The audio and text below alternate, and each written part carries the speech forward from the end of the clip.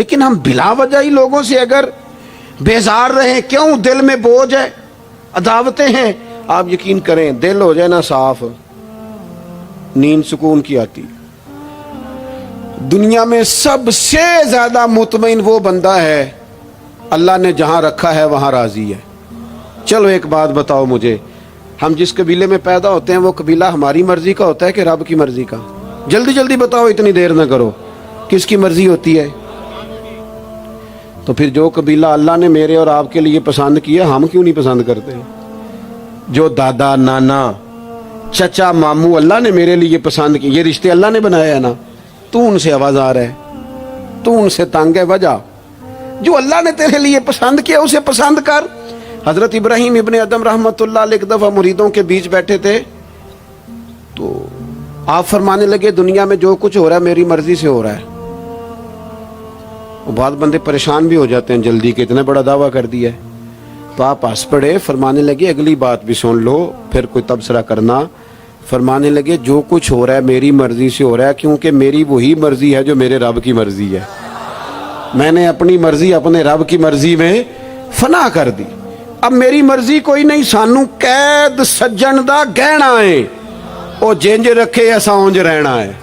ہم نے چھوڑ دی اپنی مرضی، اپنا ہے ہی کچھ نہیں۔ ہم نے نہ کبھی قطرے پہ غور کیا اور نہ دریا دیکھا، بس جہاں تیری جھلک دیکھی وہیں ڈوب گئے۔ چھوڑ دو یہ اس نے یہ کیوں کر دیا؟ وہ خواجہ نظام الدین صاحب محبوب الہی رحمۃ اللہ علیہ کے ایک مرید نے ایک دفعہ آ کے کہا حضور بڑی ہو گئی درگزر فقیری درویشی بڑی ہو گئی، اب جو میرے رستے میں کانٹے بچھائے گا میں بھی اس کے رستے میں بچھاؤں گا۔ وہ بڑے غصے سے بول رہا تھا، فقیر فقیر ہوتے ہیں۔ خواجہ صاحب ہنس پڑے، فرمانے لگے پتر تو زیادہ ہی ناراض ہو گیا ہے۔ کہنے لگا نہیں حضور، ہمیں کچھ کرنا نہیں آتا، ہمیں بھی سارا ہی پتہ ہے، سٹ تے پکھڑا کوار گندل اسی اور بھی بوٹیاں جاننے ہاں، ہمیں بھی سارا ہی پتہ ہے، نمٹ نہیں لینا سویرے۔ جو ہمارے رستے میں کانٹے بچھائے گا سویرے اس کی گلی میں بھی بچھے ہوں گے۔ تو حضرت محبوب الہی فرمانے لگے پتر آدھے رستے میں تیری ضد میں وہ کانٹے بچھا دے گا اور آدھے میں تو اس کی ضد میں بچھا دے گا، تو پھر تو جو عام راہگیر ہوں گے ان کے بھی پیر زخمی ہوں گے۔ تو تمہاری لڑائی میں تو مخلوق پریشان ہو گئی۔ عرض کی حضور یہ تو آپ نے ٹھیک کہا ہے۔ فرمانے لگے اگر چاہتے ہو نا دنیا کانٹوں سے نہ بھرے اور لوگوں کو تکلیف نہ ہو تو ایک دوسرے سے تکلیف چھوڑ دو۔ یہ مت سمجھنا تیرا ایک بندے سے اختلاف ہے، تیرا ایک سے اختلاف ہوتا ہے اس کے اثرات دائیں بائیں بھی جاتے۔ حضور پھر کیا کروں؟ فرمایا اسے بچھانے دے، وہ بچھاتا جائے تو اٹھاتا جا، تو اٹھاتا جا۔ ویسے بھی جو کام ساری دنیا کر رہی ہوتی ہے وہ تو سارے کر ہی رہے ہوتے ہیں، کوئی ذرا ہٹ کے بھی کرنا چاہیے۔ جتن جتن تے ہر کوئی کھیڈے، جتن جتن تے ہر کوئی کھیڈے، تو ہارن کھیڈ فقیرا، جتن دا مل کوڈی پیندا ہی ہارن دا مل ہیرا۔ کبھی بندہ ہارے بھی اپنے دل سے بوجھ اتار دے، نفرت کو دور کر دے۔ عداوت دشمنی اگر کسی وقت رکھنی ہے تو اللہ رسول کے دشمن سے۔ اشداء علی الکفار، اپنوں کے لیے کیا ہے، خوش عقیدہ کے لیے کیا ہے، رحماء بینہم۔ میرے عزیز ترمذی میں حدیث ہے، اپنی بات کو حوالہ دے کے مضبوط کر دوں۔ ترمذی میں حدیث ہے، نبی پاک علیہ الصلوۃ والسلام نے حضرت انس بن مالک سے فرمایا تھا، اے انس، اے میرے بیٹے، تم سے ہو سکے تو صبح اس حال میں کرنا کہ تمہارے دل میں کسی کا بغض نہ ہو۔ اور اگلے لفظ حدیث کے یہ ہیں، حضور فرمانے لگے یہ میری سنت ہے، یہ میرا طریقہ ہے، اپنے دلوں کو عداوتوں سے پاک کریں۔ اور پانچویں بات، اور بس اسی کے آگے پیچھے میں نے اپنی بات کو سمیٹ دینا ہے، میرا مضمون مکمل ہو گیا۔ حضور کی ایک بہت بڑی سنت، نبی پاک علیہ السلام کی ایک بہت بڑی ادا، وہ پتہ کیا ہے؟ وہ ہے دوسروں کا احساس کرنا، دوسروں کے بارے میں سوچنا، دوسروں کا خیال کرنا۔ ہم میں ابھی آ رہا تھا تو میری گاڑی کے ساتھ کچھ دوستوں نے دوڑنا شروع کر دیا۔ میں جو ہوں مجھے اس کا پتہ ہے، میں ہمیشہ دوستوں سے کہتا رہتا ہوں آپ بزرگوں کے ہاتھ چومیں، اللہ والوں کی اچھی بات ہے، آپ کو فائدہ ہوگا۔ میرے جیسے گناہگار کے ہاتھ چوم کے آپ کو کیا ملے گا؟ کوئی نتیجہ نہیں نکلے گا. ہاں آپ کوئی میری بات مان لیں اور اس پر عمل شروع کر دیں تو رب کریم کی رحمت صبح قیامت ممکن ہے یہ کہہ دے یہ تیری وجہ سے اس نے شروع کیا تھا، جا تیرے گناہ بھی معاف کیے. یہ جو ذوق ہے نا، اب ایک بندہ گاڑی کے پیچھے بھاگ رہا ہے تو مجھے اتنی سخت تکلیف ہو رہی تھی، میں نے کہا یار کیا ضرورت، دیکھو نا بیچارہ گرمی کا موسم ہے، پیاس لگے گی اور پسینہ آئے گا، کیوں بھاگ رہا ہے؟ اب میری مجبوری بھی ہے، گاڑی کو تو چلنا ہے. جب تک ہم احساس پیدا نہیں نہ کرتے، میرے قبلہ عالم فرمایا کرتے تھے کہ تیری گاڑی کے آگے سے کوئی غلط کراس کر گیا اور دوڑ کے گزر گیا اور کوئی سخت جملہ بھی کہہ گیا ہے، اس پر بھی تنقید نہ کر، تو اپنے دل میں اس کا احساس پیدا کر، سوچ کے ہو سکتا ہے اسے گھر میں کوئی ایمرجنسی ہو گئی ہو. اپنی سوچوں کو مثبت کریں. آپ دوسروں کا احساس بھی اپنی طبیعت میں پیدا کریں، دوسروں کے بارے میں بھی سوچیں. میں یہاں ماشاءاللہ سٹیج پہ بیٹھا ہوں، بڑا نرم ماحول ہے، بڑا کچھ ہے، لیکن جو دوست پیچھے دیوار کے ساتھ کھڑے ہیں نا، جن کو جگہ بیٹھنے کی بھی نہیں ملی اور کھڑے ہونے کی بھی صحیح کر کے نہیں ملی، ان کا بھی احساس پوری طرح. اور میرے خیال میں سب سے زیادہ مہمان خصوصی بھی وہی ہیں آج کی ہماری محفل کے، جو زیادہ مشکل میں بیٹھے. احساس اپنی کہاں تک احساس کرنا ہے؟ لو حدیث پاک سنو. اللہ کے محبوب علیہ السلام فرماتے ہیں میں نماز پڑھانے کھڑا ہوتا ہوں، نماز. کریم فرماتے ہیں میرا دل کرتا ہے میں لمبی نماز پڑھاؤں، لیکن پھر پیچھے سے نہ کسی بچے کے رونے کی آواز آتی ہے. دل تھا لمبی پڑھاؤں، بچہ رو پڑا تو مجھے خیال آتا ہے اس کے رونے سے اس کی اماں کو تکلیف ہو رہی ہوگی، میں نماز چھوٹی کر دیتا ہوں. اللہ کی نماز مختصر کر دی احساس کے طور پر. حضور اس امام مسجد سے سخت ناراض ہو گئے تھے، صحیح حدیث میں موجود ہے، جس کے مقتدیوں نے آ کے شکایت کی تھی کہ یا رسول اللہ بہت لمبی نماز پڑھاتا ہے. یہاں تو لوگ احساس ہی نہیں کرتے میرے بھائی، یہاں تو احساس ہی نہیں کرتے. یہاں تو میں آیا ہوں نا رات کے 1 بجے محفل میں، تو میری طرح کے لوگ تہاڈا ذوق ہی نہیں، تسی سبحان اللہ ہی نہیں آندے، تسی ہاتھ ہی نہیں کھڑے کر دے. او بھائی تو نہیں آیا ہے، تو ٹر جانا ہے اپنا سارا سمیٹ کے پیسے گنا کے. اتنے بیچارے مغرب دے بیٹھے نے، ان کا ذوق تو اپنا ذوق بھی بیان کرنا، آنا تو بھی اسی وقت محفل میں جب سارے آئے ہیں تے نالے تو تے گل کر کے آیا میں انہیں ہزار لینا ہے تے مفت آئے نے سارے بیچارے. اس لیے ہو سکتا ہے ان کا عشق تجھ سے زیادہ ہو. کروں مدح اہل دول رضا اور پڑے اس بلا میں میری بلا، میں گدا ہوں اپنے کریم کا، یہ میرا دین ہے کوئی پارا نہ نہیں. اس لیے میرے عزیز احساس دوسروں کا پیدا کریں اپنی طبیعت میں. ہم نا احساس نہیں کرتے، خدا را احساس کرو. ٹھیک ہے پریشانیاں ہیں، لیکن میں جوان سے کہوں گا تو نوجوان ہے، باہر تجھے ٹینشنیں ہیں، کاروبار کی مسائل ہیں، پریشانیاں ہیں، لیکن اللہ نے تجھے جوان کیا نا، حوصلہ دیا ہے نا، تو باہر کی ٹینشنیں باہر چھوڑ کے آیا کر. گھر تیرے ابا جی انتظار کر رہے ہیں، ان کے پاس بیٹھ، ان کا دکھ سن، حوصلہ بڑا کر. پھر گھر کے اندر تیری اماں بیٹھی ہے، اس نے تیرے سے بات کرنی ہے، کئی باتیں سنانی ہے. تیرا بیٹا ہے وہ دوڑ کے آیا ابا ابا کہتے، اور تو کہتا لے جا میری طبیعت نہیں ٹھیک.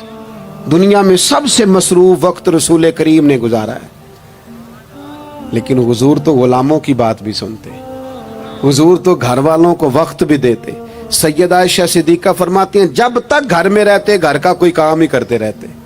اور حضور تو نواسوں کو ٹائم دیتے، نماز کے وقت بھی ساتھ لے جاتے. کیوں ہم اپنے آپ سے دوسروں کا احساس نکال بیٹھیں، دوسروں کے بارے میں تھوڑا احساس. آپ تھوڑے دن پہلے نا، کچھ عرصہ پہلے کچھ لوگ آگے میرے پاس کہنے لگے کہ کوئی طالب علم کوئی عالم مل جائے مدرسے میں سے آپ کے، اور ہم نے نا وہاں اپنے ہاں امامت کے لیے اور جمعہ کے لیے اس کو لے جانا ہے. میں نے کسی طالب علم سے کہا چلے جاؤ. وہ کہنے لگے تنخواہ کتنی دینی ہے؟ میں نے کہا کوئی زیادہ نہیں، جتنا آپ کے گھر کا خرچہ ہے اتنا اس کو بھی دے دیں. وہ پریشان ہو گیا، جی میں تسی نہیں سارے ہو گئے، تو اتنے پیسے دے دیں جتنا ہمارا خرچہ ہے. ہم تو صاحب ہوتے ہیں، اس کو کیسے دے دیں یہ والا خرچہ؟ تو کہنے لگے نہیں جی وہ تو ٹھیک ہے، تسی کوئی 10 چھڑو. اور میں نے کہا میں آپ کو وہ بتا رہا ہوں جو حضرت صدیق اکبر نے بتایا ہے. آپ کی تنخواہ کتنی لگائیں؟ کہا درمیانے مہاجر کا جتنا خرچہ ہے نا اتنا میرا بھی لگا دو. حضور گزارا نہ ہوا، فرمایا میں لوگوں کی تنخواہیں بڑھا دوں گا، جہاں سب کا گزارا ہوگا ابو بکر کا بھی ہو جائے گا. یہ کیا بات ہوئی کہ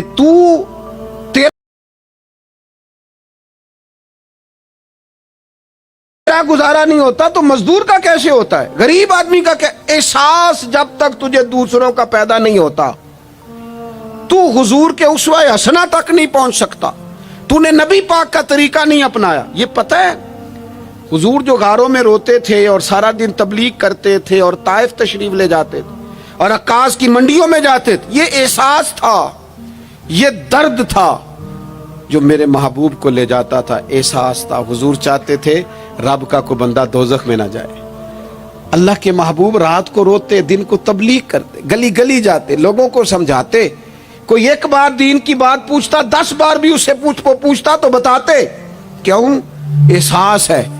بات ختم کرنے لگا ہوں۔ سیدہ طیبہ طاہرہ ام المومنین سیدہ عائشہ صدیقہ رضی اللہ تعالیٰ عنہ فرماتی، ایک دن حضور مجھ سے فرمانے لگے، کریم فرمانے لگے عائشہ ایک بات بتاؤں تمہیں؟ یا رسول اللہ فرمائیے۔ تو کریم فرمانے لگے عائشہ جب تم مجھ سے راضی ہوتی ہو پھر بھی مجھے پتہ چل جاتا ہے، اور جب تمہارے دل میں کوئی بات ہوتی ہے پتہ مجھے پھر بھی چل جاتا ہے۔ تو کہتے میں نے جلدی سے عرض کی حضور میں اور آپ سے ناراض، تو فرمایا بتاؤں پھر؟ حضور بتائیے۔ فرمایا عائشہ کبھی کبھی قسم اٹھاتی ہو؟ یا رسول اللہ اٹھاتی ہوں۔ فرمایا جب ہوتی ہو نا مجھ سے راضی تو کہتی ہو مجھے محمد مصطفیٰ کے رب کی قسم، اور جب تمہارے دل میں کوئی بات ہوتی ہے تو پھر کہتی ہو حضرت ابراہیم خلیل کے رب کی قسم۔ پھر حضرت جناب عائشہ صدیقہ کہتی ہیں میں تمہیں بتا نہیں سکتی لوگوں میرے دل کا عالم کیا تھا یہ بات سن کے۔ یا رسول اللہ آپ لفظوں سے احساس کا پتہ کر لیتے ہیں، کوئی سوچ کیا رہا؟ یہاں تو گھر والے پورا احتجاج کریں، احتجاج۔ میں ایک دفعہ کہیں کھانے کے لیے گیا تھا تو میں نے کہہ دیا کھانا بڑا اچھا پکا ہے۔ ایک آدھ اور بزرگ سے بھی میں نے وہ بات سنی تھی، پھر وہ پریکٹیکلی میرے ساتھ ہو، میں کھانا بڑا اچھا ہے جی۔ تھوڑی دیر کے بعد نا گھر کے اندر سے رونے کی آواز آنے لگی۔ تو مناسب تو نہیں ہوتا کسی کے گھر کے مسئلے میں ایسی بات پوچھنا، لیکن وہ جب ماحول زیادہ ہی بڑا تو میں نے میزبان سے کہا کہ خیر تو ہے گھر میں سب ٹھیک ہے؟ تو کہنے لگے آپ کی وجہ سے رو رہے ہیں۔ میں نے کہا کہنے لگے آپ نے بڑی تعریف کی ہے نا، کھانا بڑا اچھا پکا ہے۔ تو میری بیوی ہے تو عزیزوں میں سے، پر وہ گھر غریب ہے۔ اس نے کہا 14-15 سال ہو گئے اس گھر میں کھانا پکاتے، آج تک نہیں کسی نے کہا اچھا پکا ہے۔ میں غریب کی بیٹی ہوں، آج وہ تعریف سنی ہے تو دل کسی اور طرف ہی چلا گیا ہے۔ اتنا بھی احساس نہیں جو صبح سے گرمی میں کھڑے۔ آپ کو پتہ ہے نبی پاک نے کبھی کھانے میں نقص نہیں نکالا تھا۔ سیدہ عائشہ کہتی ہیں پسند ہوتا تو کھا لیتے ورنہ چھوڑ دیتے، کبھی عیب تو ہنڈیا پھینک دیتا۔ آنا گرمی میں تو بھی کھڑا ہونا، جہاں اماں کھڑی ہے، بیوی کھڑی ہے، بہنیں کھڑی ہیں، کھڑا ہونا 10 منٹ تو بھی۔ احساس ہی نہیں، صرف اپنا ہی پتہ ہے۔ سیدہ عائشہ صدیقہ یہ حضور کا اسوہ حسنہ ہے۔ یہ طریقے اپناؤ زندگی میں، 4 5 8 چیزوں کو فقط سنت نہ سمجھو، یہ وسعت ہے حضور کے اسوہ نور میں۔ سیدہ عائشہ کہنے لگی، کریم فرمانے لگے تم قسم اٹھاتے حضرت ابراہیم کا نام لیتی ہو تو میں سمجھ جاتا ہوں۔ جناب عائشہ کہتی ہیں بس دل مچل گیا، کیفیت اور کی اور ہو گئی۔ میں نے کہا حضور پھر مجھے قسم ہو محمد عربی کے رب کی، میرے لبوں سے آپ کا نام ہی جاتا ہے، میرے دل میں آپ ہر وقت موجود رہتے ہیں۔ میرے عزیز کچھ باتیں آپ سے میں نے عرض کی، میں اپنی گفتگو کو بھی دیکھتا ہے جو بڑے مالدار ہوتے ہیں، اور ایسے لوگوں کو بھی دیکھتا ہے جو بیچارے ایک وقت کھاتے ہیں اور دوسرے وقت کے لیے پریشان رہتے ہیں۔ اپنی زندگی میں وہ صحت مند، توانا، خوبرو لوگوں کو بھی دیکھتا ہے، اور بیمار اور کمزور، ضعیف اور ناتواں لوگوں کو بھی دیکھتا ہے۔ اس کے ارد گرد ایسے لوگ بھی ہوتے ہیں جو بڑی خوش و خرم زندگی گزار رہے ہوتے ہیں، اور ایسے لوگ بھی ہوتے ہیں جو کسی وجہ سے پریشان، تکلیف میں گھٹے گھٹے سے ہوتے ہیں۔ انسان اپنے ماحول سے بھی سیکھتا ہے، معاشرے سے بھی سیکھتا ہے، اور پھر جب وہ لوگوں کے قریب جاتا ہے اور اپنے گھر سے اٹھ کر وہ لوگوں سے ملاقات کرتا ہے تو مختلف قسم کے مشورے، مختلف قسم کی آراء اور مختلف قسم کے مشیر اسے ملنا شروع ہو جاتے ہیں۔ ان ساری چیزوں کے ماحول میں انسان کی سوچیں پنپتی ہیں، اور اسے بالیدگی کا موقع ملتا ہے، وہ باشعور ہونے لگتا ہے، پھر وہ کسی ایک جگہ ٹھہر جاتا ہے۔ بعض اوقات کسی مالدار کی طرف دیکھ کر پوری طرح رک جاتا ہے اور سوچتا ہے کہ نہیں، میں پیسہ ہی کماؤں گا تو پھر ہی ٹھیک ہے۔ بعض اوقات کسی مشہور آدمی کو خوش قسمت سمجھ لیتا ہے اور پھر وہ کوشش کرتا ہے کہ جتنے بھی جتن کیے جائیں کسی بھی طریقے سے شہرت حاصل کی جائے۔ وہ اس طرح کر کے ہماری ملت کے جوان بھی، ہمارے لوگ بھی، پھر میں نے ایسے لوگوں کو بھی دیکھا ہے جو اگرچہ بہت بڑے کسی ادارے سے پڑھے ہوئے تھے اور مالدار تھے اور وزادار تھے، اور انہوں نے یہ دیکھا کہ پاکستان میں آ کر، یہاں پہنچ کر مجھے خدمت کا کام کرنا چاہیے، آئے، اچھی نیتوں کے ساتھ آئے ہوں گے، کوئی ان کے پیچھے نیک مقاصد ہی ہوں گے، لیکن جب انہوں نے پاکستانی سیاست کا ماحول دیکھا نا، تو پھر نہ ڈگریاں نہ تعلیم، کچھ بھی نہیں، وہ جس طرح کا ماحول تھا اسی طرح کے بن گئے، روایتی ہو گئے۔ کسی نہ کسی کے پیچھے یوں ہی لوگ لگ جاتے ہیں اور طرز زندگی اختیار کرتے ہیں۔ ہمیں لگنا ہوتا ہے کسی نہ کسی کے پیچھے، ہم پیروی کرتے ہیں لوگوں کی، لوگوں کو دیکھتے ہیں، اس حساب سے ہم اپنے آپ کو مرتب کرتے ہیں۔ پھر میرے بھائیوں، ایک مسئلہ اور بھی ہوتا ہے، انسانوں میں صرف خوبیاں نہیں ہوتی، عام انسانوں میں بشری کمزوریاں بھی ہوتی ہیں۔ ہم بعض اوقات کسی کے پیچھے چلتے ہیں تو تعریفوں کے پل باندھتے ہیں، محبتوں اور عقیدتوں کا لمبا چوڑا اظہار کرتے ہیں، پھر تھوڑا سا ٹائم گزرتا ہے اور تھوڑا سا قرب ملتا ہے تو پھر ہمیں اس بندے میں خامیاں نظر آنی شروع ہو جاتی ہیں۔ کورے ورک کتاب نہیں ہوندے، پتھر دل گلاب نہیں ہوندے، سجنا پہلو ہی سوچ کے لائیں پھر یاراں نال حساب نہیں ہوندے۔ سوچتے نہیں، سمجھتے نہیں، غور نہیں کرتے، جذباتی فیصلے کرتے ہیں، ماحول جذباتی ہے۔ یا آپ دیکھیں نا، میں کسی جگہ پہ پہنچتا ہوں تو رکنا، بیٹھنا، چلنا پھرنا دوست مشکل کر دیتے ہیں، 1 منٹ کے لیے کہیں کیمرہ بند نہیں ہوتا۔ آپ بڑے تھکے ہوئے بھی ہوں تو آپ صحیح کر کے کہیں بیٹھ نہیں سکتے، چونکہ آپ کی چاروں جانب تو کیمرہ چل رہا ہے، کیسے بیٹھے؟ نبی کی زندگی بہترین نمونہ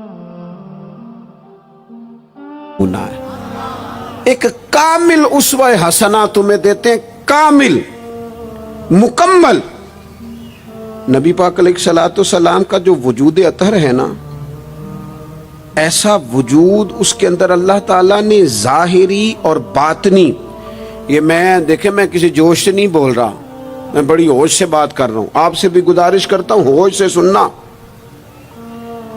یہ بات میں درجنوں اور بیسیوں کتب کا نچوڑ آپ کے سامنے رکھ رہا ہوں۔ اللہ تعالیٰ نے نبی پاک علیہ الصلوۃ والسلام کے اندر ظاہری باطنی ساری خوبیاں بھر کے اپنے محبوب کو دنیا میں مبعوث فرمایا ہے، نہیں کھلا دیے، وہ جس راہ چل دیے ہیں کوچے بسا دیے۔ بعض لوگ ناراض نہ ہونا مجھ سے، بعض لوگ ہنستے ہیں، سونا نہیں ہنستے، ہنستے ہیں پر سونا۔ سیدہ طیبہ طاہرہ حضرت عائشہ صدیقہ فرماتی ہیں حضور مسکراتے تھے لیکن اس مسکرانے میں بھی عجیب وزاداری تھی، ہنستے تھے کھل کھلا کے نہیں ہنستے تھے، اس میں کہا نہیں لگتا تھا، آوازیں نہیں پیدا ہوتی تھی، یعنی سونا ہنس بھی جاتے تھے لیکن اس کے اندر بھی عجیب لطافت تھی۔ وہ کیسا ہنسنا تھا؟ صحابہ فرماتے ہیں حضور ہنستے، مقدس دانتوں میں سوراخ تھا، زیر لب مسکراتے، اور وہ جو حضور کے مقدس دانتوں میں مقدس سوراخ تھا نا، جب حضور ہنستے اس سے نور نکلتا اور مسجد نبی کی دیواریں بھی روشن ہو جاتی۔ یعنی ایسا نہیں ہنسنا جس طرح کوئی میری طرح کا آدمی ہنستا ہے تو لوٹ پوٹ ہو جاتا ہے اور اس ہنسنے کے اندر کئی دفعہ وزاداری قائم نہیں رہتی، کئی دفعہ اس کے اندر وہ وقار قائم نہیں رہتا۔ حضور ہنستے تو تبسم کرتے، یعنی ہنس بھی رہے ہیں تو ہنسنا بھی بڑا ہی باکمال ہے۔ اور میرے اعلیٰ حضرت تو کہتے ہیں بس وہ ہنس پڑتے تھے پھر جو عمر بھر کے رو رہے ہوتے تھے نا وہ حضور کا ہنسنا دیکھ کے ہی ہنس پڑتے تھے. گویا خزاں ہوتی تھی بہار آ جاتی تھی. جہاں جہاں دکھ ہوتے تھے سکھ آ جاتے تھے. جہاں جہاں بھی کوئی کمزوری ہوتی تھی خدا کہتے ہیں جس کی تسکین سے روتے ہوئے ہنس پڑے اس تبسم کی عادت پہ لاکھوں سلام. ایک تو ان کا ہنسنا بڑا با کمال تھا اور پھر یہ تھا کہ ان کا رونا بھی بڑا با کمال تھا. بڑا با کمال. یعنی وہ کبھی رو پڑے اور کبھی کریم کی آنکھوں میں آنسو آ جائیں اور کبھی ان کے چہرے پر افسردگی آ جائے تو یوں لگتا تھا کہ پھولوں نے کھلنا چھوڑ دیا ہے. کلیاں اپنی جگہ سے ہٹ گئی ہیں. سمندر نے کہا نہیں اب شور نہیں کرنا. یوں لگتا تھا کہ تتلیاں اپنی جگہوں پہ بیٹھ گئیں. جب وہ کبھی روتے تھے تو یوں محسوس ہوتا تھا کہ جیسے چاند کہتا ہے کہ نہیں اب میں نے نہیں کھل کے چمکنا, محبوب تو رو پڑے. اور کبھی کریم روئے, آنکھوں میں آنسو آئے تو ان کے رونے میں حسن اتنا تھا, کمال اتنا تھا کہ جبریل امین آئے اور آ کے عرض گزار ہوئے, یا رسول اللہ سارے بھید جاننے والا رب پوچھتا ہے کریم سے پوچھو نا, محبوب سے پوچھو نا روئے کیوں ہیں. یہ رو پڑے ہیں, کیوں روئے ہیں؟ سارے بھید جاننے والے مالک کیوں روئے؟ تو محبوب فرمانے لگے جبریل امت کا قیامت کا حساب, قیامت کی گرمی, اللہ تعالیٰ کا کرسی عدالت میں اپنی شان کے لائق جلوہ فروز ہونا, امت کی کمزوریاں, سستیاں, غفلتیں, ان کو یاد کر کے رو پڑا ہوں. غم امت نے نڈھال کر دیا ہے. حضرت جبریل بارگاہ ایزوی سے پیغام لائے, محبوب کریم صلی اللہ تعالی علیہ وآلہ وسلم نے حضور روئے. تو جب جبریل امین یہ پیغام لے کے لوٹتے ہیں تو رب کریم نے کیا فرمایا؟ آپ کی توجہ ہے میری بات پر؟ مالک کریم نے کیا فرمایا؟ وہ آیت نازل ہوئی جس کے بارے میں امام زین العابدین رضی اللہ تعالیٰ عنہ فرماتے ہیں قرآن میں سب سے امید والی آیت یہ ہے. روئے حضور اور جناب جبریل پوچھ کر واپس گئے تو رب کریم نے فرمایا جا کے میرے محبوب سے فرما دیں وَلَسَوْفَ يُؤْتِيكَ رَبُّكَ فَتَرْضَىٰ, محبوب رب آپ کو اتنا دے گا کہ آپ اپنے رب سے راضی ہو جائیں گے. محبوب آپ کو راضی کریں گے, نہ روئیں, آپ کو راضی کریں گے آپ کو. اور حضور کیا فرماتے ہیں؟ فرمایا جب تک میرا ایک امتی بھی دوزخ میں میں کوئی نہیں راضی ہوتا. اللہ کیا جہنم اب بھی نہ سرد ہوگا؟ رو رو کے مصطفیٰ نے دریا بہا دیے. حضور کا ہنسنا بھی با کمال, رو دینا بھی با کمال. ان کا کسی بندے سے محبت سے اٹھ کے گلے لگانا بھی با کمال. اور کبھی حضور جلال کریں تو محبوب فرمانے لگے میں نے دعا مانگی ہے, اے اللہ اگر میں کسی کو جھڑک دوں تو اتنا ثواب دینا جتنا تو فرض نماز کا ثواب دیتا ہے. یہاں یہ بھی ہر زاویے سے, ہر نگاہ سے. میں کیا آپ کو عرض کروں, ہم نے نہ کبھی سیرت بیان کی میری طرح کے لوگوں نے, نہ قوم اس طرح سے سیرت کو پڑھتی ہے. سیرت نبوی کا ایک ایک پہلو کبھی کھولا جائے. یہ جو زمانے میں بے چینی پائی جاتی ہے نا, بے قراری پائی جاتی ہے اور ذہنی انتشار ہے اور فکری الجھاؤ ہے اور ٹوٹتی بکھرتی سوچیں, یہ ساری ختم ہو جائیں. ایسا ٹھہراؤ نصیب ہو, جینے کا بھی مزہ آئے اور مرنے کا بھی مزہ آئے. اگر حضور کی سیرت مقدسہ کو سمجھا جائے تو محبوب کی زندگی ہر طرح سے کامل ہے, مکمل ہے, اکمل ہے. آپ کہیں بھی اور جائیں گے. یہ آج کل موٹیویشنل اسپیکرز کا دور ہے. ہمارے بچے جدید پڑھے لکھے, وہ کہتے ہیں میں فلاں موٹیویشنل اسپیکر کے پاس جاتا ہوں. جائیں آپ. بہت سارے لوگ ایسے انہیں کہیں تو وہ باز نہیں آتے, وہ تجربہ کر کے باز آتے ہیں. اور بالخصوص نئی نسل جو ہوتی ہے وہ بزرگوں کے تجربوں سے فائدہ نہیں اٹھاتی, وہ اپنے الگ سے تجربے کرنا چاہتی.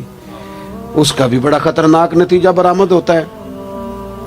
تو کوئی بندہ بھی جو آپ کو موٹیویٹ کرتا ہے نا کتاب و سنت کے بغیر, کوئی بھی آپ کو موٹیویٹ کر رہا ہے، وہ کیا کچھ کہہ رہا ہے، کیا کر رہا ہے، وہ کبھی بھی آپ کو تعلیم صحیح نہیں دے سکتا۔ کیوں؟ اس لیے کہ جو تعلیم وحی الہی کے بغیر ہوتی ہے وہ ناقص ہوتی ہے۔ انبیاء کی تعلیم وحی الہی کے ساتھ، لہذا اگر کوئی آدمی آپ کو موٹیویٹ کرتا ہے کتاب و سنت کے ساتھ، وہ آپ کو درست سمت لے کے جائے گا، ورنہ تو ہر آدمی آپ کو الجھا دے گا۔ میرے بھائی، نبی پاک کا اسوہ حسنہ، ہمارے ہاں لوگوں نے سنت شریعت سمجھ کس کو لیا ہے؟ ہمارے ہاں لوگوں نے سنت شریعت سمجھا ہے صرف پگڑی باندھ لی، بہت عظیم سنت ہے امامہ باندھنا۔ بعض لوگوں کا خیال ہے صرف داڑھی رکھنا، داڑھی بہت عظیم سنت، بہت عظیم سنت، انبیاء کرام کی پسند ہے۔ اور آپ کو پتہ ہے اللہ تعالیٰ نے عورتوں کو داڑھی دی ہی نہیں، یہ مرد کا زیور ہے۔ ہاں یہ مردانہ کام ہے، داڑھی مرد کا زیور ہے۔ اور پھر یہ آپ کے جسم کا حصہ ہے، داڑھی کا وزن کوئی نہیں ہوتا۔ پوچھ لیں جنہوں نے بڑی رکھی ہے، بے شک ان سے بھی پوچھ لیں، یہ وجود کا حصہ ہے، اس کا کوئی وزن، کوئی پریشانی۔ اور ایک اور بات نوجوانوں آپ سے کہہ دوں چلتے چلتے، بغیر داڑھی کے آپ سونے لگ رہے ہوں تو لوگ کہیں گے پیارے لگ رہے ہو، اچھے لگ رہے ہو، خوبصورت لگ رہے ہو۔ اور داڑھی کے ساتھ اگر کسی کو پیارے لگو نا تو جو تعریف کرے گا وہ تو تعریف ہی بڑی روحانی قسم کی ہے، وجدانی۔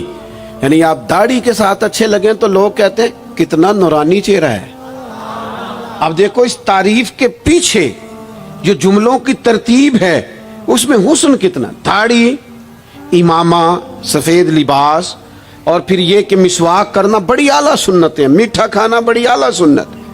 لیکن یہی 4-5 سنتیں نہیں میرے بھائی حضور کی، یہ بہت بڑا مسئلہ ہے۔ بعض لوگ سمجھ فلاں جی سنت شریعت پہ عمل کرتا ہے، کیا کرتا ہے کہ داڑھی پگڑی والا ہے، وہ خدا کے بندے یہ عظیم سنت ہے، کون اس کا انکار کر رہا ہے؟ لیکن نبی پاک کا تو اسوہ حسنہ ہے، اس کے پیچھے تو پوری زندگی ہے۔ ادھر دیکھو میری، اچھا پھر ایک اور بات، بعض لوگ سمجھتے ہیں میٹھا بولنا صرف سنت ہے اور اخلاق کی علامت ہے، صرف میٹھا بولنا۔ آپ نے ناراض نہیں ہونا، میٹھا تو بعض بندے اپنے مطلب کے لیے بھی بولتے ہیں، وہ کام نکلوانے کے لیے بڑا میٹھا میٹھا بول رہے ہوتے ہیں۔ اور یہ سنو میرے بھائی، صرف میٹھا بولنا ہی سنت نہیں، ہمیشہ سچ بولنا سنت ہے، ہمیشہ صحیح بات کرنا، دیانتدار رہنا۔ تو سمجھتا ہے 4 5 6 8 چیزیں ہی سنت ہیں؟ او خدا کے بندے، نبی پاک کی جو ادا سب سے پہلے دنیا کے سامنے آئی اور حضور کی جس ادا سے، سنت سے لوگوں کو سب سے پہلے واقفیت ہوئی، شور نہیں پڑ جاتا کسی چیز کا دنیا میں، معاشرے میں فلاں بندہ یہ کرتا ہے، فلاں ایک بندے کا ایک چیز تعارف بن جاتی ہے، تعارف۔ کوئی چیز لوگوں کے وجود کے ساتھ، نام کے ساتھ سابقہ لاحقہ بن جاتی ہے۔ جو چیز سب سے پہلے جس سے لوگوں نے میرے نبی پاک کا تعارف کیا اور لیا، ادھر دیکھو نوجوانوں میری طرف، جس چیز سے سب سے پہلے حضور کی جس ادا سے لوگ واقف ہوئے تھے وہ تو صادق اور امین ہونا ہے۔ سب سے پہلے لوگ واقف ہوئے تھے کہ ہمیشہ سچ بولتے ہیں، ہمیشہ سچ۔ ملت کا جوان تو لوگوں کو ہنسانے کے لیے جھوٹ بولتا ہے، کوئی فائدہ نہیں، کوئی فائدہ نہیں۔ جھوٹ بولنے کے لیے ڈنگے مارتے ہیں، بڑھ کے مارتے ہیں، میں یہ ہوتا ہوں، میں وہ ہوتا ہوں۔ جھوٹ بولتے ہو، کیوں زیادتیاں کرتے ہو اپنے ساتھ؟ نبی پاک علیہ السلام کی تو پہلی ادا، پہلی سنت جس سے لوگ واقف ہوئے وہ صادق اور امین ہونا ہے، اور لوگ کمزوری دکھاتے ہیں۔ میں آپ سے عرض کروں، آج پتہ ہے میرے ملک کا حال کیا ہے؟ آج اتنے درد میں ہیں لوگ، اتنی تکلیف میں ہیں۔ وہ امیر لوگ تو پیٹرول پہ بحث کرتے ہیں، پیٹرول پہ زیادہ تر وہ لوگ بحث کرتے ہیں جن کی گاڑیاں بڑی ہوتی ہیں۔ غریب پیٹرول پہ بحث نہیں کرتا، وہ تو کہتا ہے کرایہ 10 روپے بڑھ گیا بس کا، کیونکہ اس کو تو بس میں آنا جانا ہے، پیٹرول سے تو اس کا لینا دینا نہیں ہے۔ تو امیروں کی باتیں، تگڑے لوگوں کی باتیں۔ یہ سارا عالم، اس ملک کا سب سے بڑا مسئلہ نہ قانون کا ہے، نہ معیشت معاشرت کا ہے، اس ملک کا سب سے بڑا مسئلہ دیانتداری کا ہے۔ یہاں اگر دیانتداری ہو جائے، سچ بولنے والا، بات کرنے والا سچ بولے۔ اذان سن لیں جی پہلے، ڈاکٹروں کے بارے میں رائے کیا ہے؟ چلیں بتائیں وابڈا والوں کے بارے میں رائے کیا ہے؟ آپ اپنی بھی ایک آدھ مولویوں پیروں کے بارے میں رائے کیا ہے، بس یہی حال کیا گیا، الا ماشاءاللہ بد اعتماد کر دیا گیا۔ ایسا نہیں ہے کہ صرف کسی ایک گروہ ایک طبقے کے بارے میں بددیانتی کو فروغ دیا گیا، جھوٹ کو۔ آج بھی کسی بھی شخص کو آپ لے لیں، اس کے بارے میں سچائی سے زیادہ جھوٹی خبریں زیادہ پھیلائی جاتی ہیں، افواہوں کا دور۔ اپنی زندگی میں جوانوں سچ بولو، دیانتداری کا مظاہرہ کرو۔ اس ملت کا جوان کیسے ترقی کرے گا جس کی ماں کہتی ہے کہ پتر تو سچ ہی نہیں بولتا، تو جاتا کہیں ہے بتاتا کہیں ہے، تو بات ہی ٹھیک نہیں کرتا، کیسے بات سنو۔ نبی پاک صلی اللہ تعالی علیہ وسلم نے جب مختلف جگہوں پہ تبلیغ دین کے پیغامات بھیجے تو ہرقل بادشاہ کو بھی حضور نے پیغام دیا۔ وہ بڑا سیانہ آدمی تھا، سمجھدار تھا، معاملہ فہم تھا۔ اس نے کہا میں کوئی جذباتی فیصلہ نہیں کرتا، کچھ چیزوں کے حضور کے بارے میں کچھ چیزوں کے سوالات میرے ذہن میں ہیں۔ اس نے کہا یار یہاں کوئی آیا ہوا ہو نا، مکے کا سردار، لوگ تجارت کے لیے آتے ہیں، کوئی سمجھدار سیانہ سردار وزادار آدمی تو لے کے آؤ۔ ابو سفیان ابھی مسلمان نہیں ہوئے تھے، وہاں گئے ہوئے تھے، اور آپ کو پتہ ہے کہ وہ ہر جنگ میں آگے تھے کلمہ پڑھنے سے پہلے۔ ان کو بلا کے لوگوں کو پتہ چلا یہ آئے ہوئے ہیں، تو لے جا کے بادشاہ کے سامنے کھڑا کر دیا۔ ابو سفیان کہتے ہیں جب اس نے سوال جواب شروع کیے تو ظاہر ہے میں مخالف گروہ میں تھا۔ جب کوئی مخالف گروہ میں ہوتا ہے اس نے تعریف تو نہیں نہ کرنی ہوتی، وہ صرف ہمارے ملک میں رواج ہے کہ لوگ جو پارٹی چھوڑ کے آ رہے ہوتے ہیں اس کی بھی تعریفیں کر رہے ہوتے ہیں، اور جدھر جا رہے ہوتے ہیں پھر اس کی بھی۔ اللہ جانے کیسے اپنے دل کو سمجھاتے ہیں، ضمیر کو مطمئن کرتے ہیں، اللہ ماشاءاللہ۔ ابو سفیان کہتے ہیں میں چونکہ دوسرے گروہ میں تھا تو بادشاہ نے جو بات بھی پوچھی میں نے رائے مخالف دی۔ جو بھی پوچھا کہ وہ محبوب علیہ السلام جو دعوی نبوت کرتے ہیں، ان کا کلمہ پڑھنے والے امیر ہیں، غریب ہیں، بات کیا ہے، جنگیں ہوئی ہیں، تو نتیجہ ایک طویل گفتگو ہے۔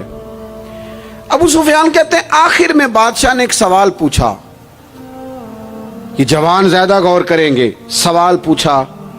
ابو سفیان کہتے ہیں مجھ سے کہنے لگا وہ جس کریم محبوب علیہ السلام نے دعوی نبوت کیا ہے، کیا کبھی انہوں نے جھوٹ بھی بولا ہے؟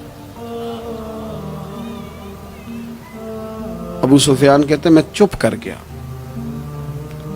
ایک منٹ کے لیے میرے دل میں خیال آیا معاذ اللہ کہہ دوں بولا ہے، پھر میں نے سوچا یہ تو عرب کی وزاداری کے خلاف ہے کہ میں جھوٹ بولوں، اور پھر ابو سفیان کہتے ہیں میرے دل کے کونے سے آواز آئی میں کوئی اور بات کروں گا تو شاید کوئی تھوڑی دیر کے لیے سوچے، اور اللہ کے رسول نے جھوٹ بولا یہ تو مانے گا ہی کوئی نہیں، یہ تو مخالف نہیں مانیں گے، کافر مشرک نہیں مانیں گے۔ بادشاہ کہنے لگا سوچتے کیا ہو، بتاؤ کیا کبھی انہوں نے جھوٹ بولا ہے؟ تو ابو سفیان کہتے میرے ہاتھ میں چھڑی تھی، میں نے اٹھا کے دوبارہ زمین پہ رکھی۔ میں نے کہا بادشاہ وہ رشتے میں میرے بھتیجے لگتے ہیں، میری ان سے مخالفت ہے، میں ان کے مقابل فوجیں تک لے کے آتا ہوں، وہ ہمارے بتوں کو برا کہتے ہیں، رائے کا اختلاف اپنی جگہ پر، لیکن وہ میرے سامنے پیدا ہوئے میرے بھتیجے ہیں، میں نے انہیں ماں کی گود میں بھی دیکھا ہے، دادا کے کندھوں پہ بھی دیکھا ہے، سیدہ ختیجہ کا دولہا بنے بھی دیکھا ہے، میں نے ان کی گود میں ان کی بیٹیوں کو کھیلتے بھی دیکھا ہے۔ اختلاف اور مخالفت اپنی جگہ پر وہ کریم میرے سامنے پیدا ہوئے اور ان کے مقدس بال میری آنکھوں کے سامنے سفید ہوئے، ان کی زبان سے جو بھی نکلتا ہے حق اور سچ ہی نکلتا ہے۔ وہ اسیر دشمن کی چاہ میں بھی، مخالفوں کی نگاہ میں بھی وہ امی ہے، صادق ہے، معتبر ہے، میرا پیغمبر عظیم تر ہے، کبھی زبان سے جھوٹ نہیں نکلا۔ اللہ آپ کو جزا دے۔ سنیں جی، کچھ خطیب بغیر نعروں کے بھی تقریر کر لیتے ہیں یار، اونچی سبحان اللہ کے بغیر بھی کام چل جائے گا انشاءاللہ۔ آپ خالی سنتے جائیں نہ بھی سبحان اللہ کہیں، پھر بھی گزارا اثر کرے نہ کرے، سن تو لے میری فریاد، اور نہیں ہے داد کا طالب یہ بندہ آزاد۔ میرے عزیز، نبی پاک علیہ الصلوۃ والسلام نے سچ بولا۔ ابو سفیان کہتے ہیں ان کی زبان سے سوائے حق سچ کے کبھی کچھ نکلا؟ کریں نا تھوڑی پابندی ہم بھی سچ کی، کریں نا۔ اچھا ہم بولتے ہیں سچ، بہت سارے لوگ سچ بولتے ہیں، लेकिन वो दूसरों के बारे में बोलते हैं, अपने बारे में नहीं बोलते। उसने इतना झूठ बोला, उसने इतनी करप्शन की, फलाने ने ये करे, दूसरों के बारे में बोल रहा है। अपने बारे में सच बोल, अपने बारे में तू बता, तूने क्या किया है ना, इधर उधर की तू बात कर, बता के काफिला क्यों लुटा। मुझे राहजनों से गरज नहीं, तेरी राहबरी का सवाल है, तू कहां था, अपनी बात बता। अबू सुफियान कहते हैं जब मैंने बादशाह को ये बात बताई ना, उसने चादर कंधे पे रखी और वो जाने लगा, तो मैंने कहा यार तूने इतनी बातें पूछी, मैंने इतने जवाब दिए, कोई नतीजा, बात का कोई रिजल्ट भी निकलता है ना, कोई एंड भी होता है, कोई नतीजा बता। तो कहते हैं बड़े तहम्मुल से, बुर्दबारी से बादशाह हंस पड़ा, हंस के कहने लगा नतीजा तो निकला है। कहा क्या नतीजा निकला? तो कहने लगा यार जिस बंदे ने कभी बंदों से झूठ नहीं बोला, वो ये वाला झूठ क्यों बोलेगा कि मैं अल्लाह का रसूल बन के आया हूं। जो बोलते ही सच हैं, तो फिर गोया वो कह रहा था मान लो कि ये भी वो सच ही बोलते हैं कि मैं अल्लाह का रसूल बन के आया हूं। एक तो हुजूर की इस अहम अदा को अपनाओ।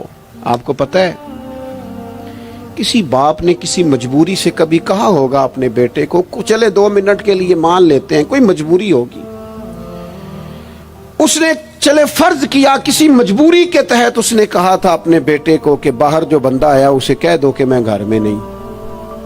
चले मान लिया 2 मिनट के लिए तेरी मजबूरी थी, लेकिन मैं जिम्मेदारी से कहता हूं तूने एक दफा अपने पुत्र से कहा था ना झूठ बोल दे मैं घर नहीं, फिर तू सारी जिंदगी मिन्नत करेगा वो तेरे साथ भी सच नहीं बोलेगा।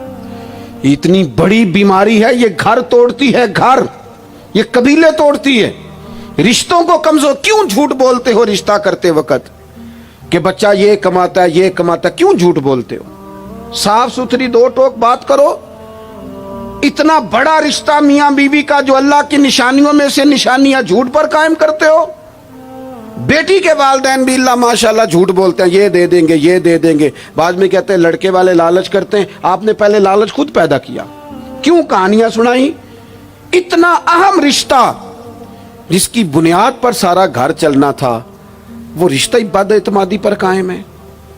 जब एक दूसरे पर एतमाद ही नहीं है तो सुकून कैसे आएगा? अपनी जिंदगी में सच लाओ। दौलत लाने से ज्यादा जरूरी सच लाना है। घर में महंगी चीजें लाने से बेहतर है अपने घर में सच ले आओ, दयानतदारी ले आओ, घर भी बच जाएगा, कबीला भी बच जाएगा। जिम्मेदारी से कहता हूं सच बोलो, दयानतदार हो जाओ, मुल्क भी बच जाएगा। इस उम्मत का भलाई इस काम में है, ये हुजूर का उसवा हसना है। और तीसरी बात, नबी पाक की सुन्नत सिर्फ मिसवाक लेके दांत साफ करना ही नहीं, दिल साफ रखना भी मेरे नबी की सुन्नत है।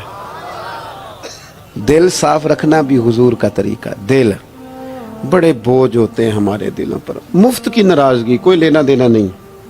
वो जी फलाने बंदे ने ना जी अपनी बच्ची की शादी की है, बच्चे की शादी की है, रिश्तेदार ने मुझे पूछा नहीं। भाई आपको क्यों पूछते, आप क्या हैं? उनका घर था, आपको आप बिला वजह आप नाराज हो के अपने घर में क्यों पूछते? आपको किस किताब में लिखा है, किस शरीयत में लिखा है, कहाँ कानून है आपसे पूछा जाए? वो फलाने बंदे ने मेरे बारे में बात की होगी, और यार तो इतना अहम नहीं है सारी दुनिया तेरे खिलाफ बातें करे, तो मुफ्त में टेंशन ले गया। वो जो 2 बंदे दूर खड़े हैं वो कोई और बात कर रहे हैं, तेरी नहीं कर रहे।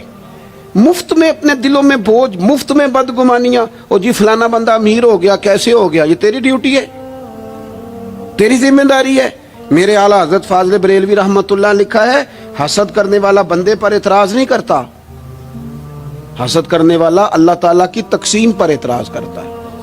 माज़अल्लाह सुम्मा माज़अल्लाह। वो तो कह रहा है उसे नहीं मिलना चाहिए था, मुझे मिलना चाहिए था। आप जब इतनी ज्यादा अदावतें पैदा कर लेते हैं, आप क्यों नहीं उस चीज से खुश होते जो निजाम मेरे रब ने बना दिया है? इतनी बड़ी अल्लाह की मखलूक है, लेकिन हमें लोग अच्छे ही नहीं लगते।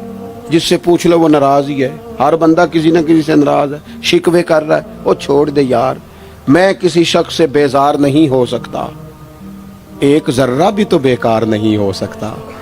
जिसे अल्लाह ने बनाया है वो बेकार। मैं बदअकीदा बद मजहब की बात नहीं कर रहा। वो फिर दोहराता हूं, एक तो हुजूर की जिंदगी कामिल है, मुकम्मल है, उसे पढ़ो। जिस जाविये से हंसना भी बाकमाल है, रोना भी बड़ा कीमती है। जिस जाविये से पढ़ोगे कमाल ही कमाल, और फिर हुजूर का उसवा हसना पूरी जिंदगी पे लागू करो। एक तो सच बोलें, बदयांती कभी ना करें, झूठ कभी ना बोलें।